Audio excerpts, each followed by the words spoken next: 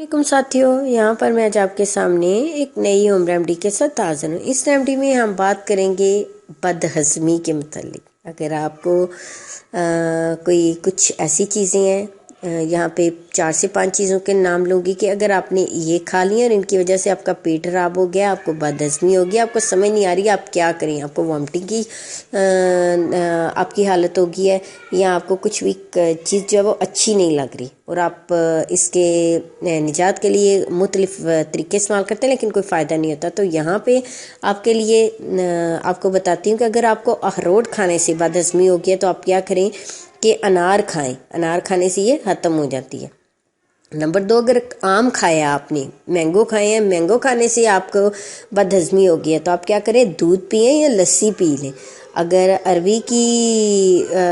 खाई है और उसकी वजह से बदहज़मी हो गई है तो आप क्या करें, खटाई वाली कोई चीज़ खाएं या दाल चीनी खाएं, तो इससे आपकी ये बदहज़मी दूर हो जाएगी। इसके बाद अरहर की दाल है, अब वो अमूमन बहुत ज़्यादा लोगों को पसंद होती है, लेकिन क्या कि अगर ज़्यादा खा लिया, खाने के बाद अब बदहज़मी और समझ नहीं आ रही क्या करें, तो कोशिश करें कि घी लें और उसको थोड़ा सा गर्म करके वो पिएं या कोई खट्टी चीज़ इस्तेमाल करें, तो उससे भी आपकी ये बदहज़मी फ़ौरन ख़त्म हो जाएगी।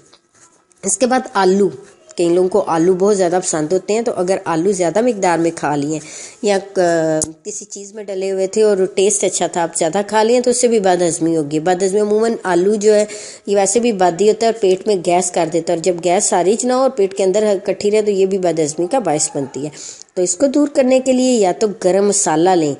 उसको चुटकी भर खाएं, या सोडा लेकर उसको इस्तेमाल करें, यानी चाहे कोल्ड ड्रिंक जिसमें सोडा ज़्यादा मिकदार डाला हो, या वैसे ही बेकिंग सोडा अगर घर में पड़ा हुआ है तो उसको थोड़ा सा जो है नमक के साथ मिक्स करके अगर आप लेते हैं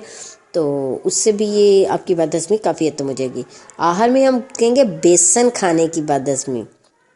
कि बेसन यानी बेसन की बनी हुई कोई भी चीज़ आपने ज़्यादा मिकदार में खा ली है तो उससे आपने क्या करना है कि अजवाइन खाएं या अनारदाना खाएं, तो इससे भी काफ़ी हद तक ये आपकी प्रॉब्लम जो है सॉल्व हो जाएगी। तो अपनी बदहज़मी को दूर करें और मेरे इस लाइफ केयर टिप को जो है देखें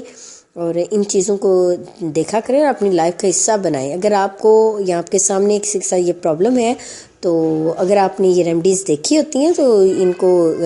उन लोगों के साथ शेयर किया करें और दूसरों का, अपने साथ साथ दूसरों का भी भला करें।